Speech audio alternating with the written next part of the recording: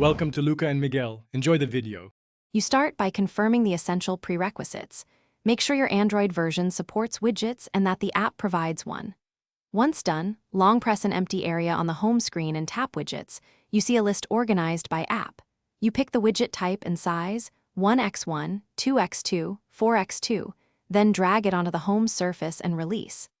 This first action creates the live placeholder. Now prepare to configure its behavior and permissions. You continue by configuring the widget so it works the way you need.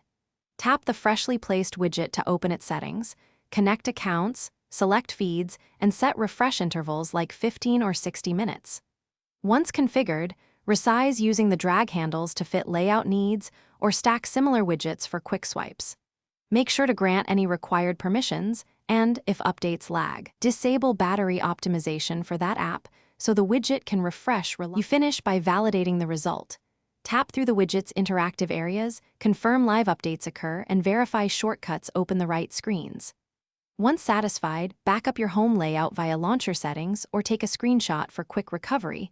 Remove any duplicate widgets to free resources. If something goes wrong, stale content, or crashes, force stop the app, clear its cache, and restart the device. Then re-add the widget. That troubleshooting step resolves most issues quickly. Thanks for watching and please subscribe. It's the best investment you'll ever make.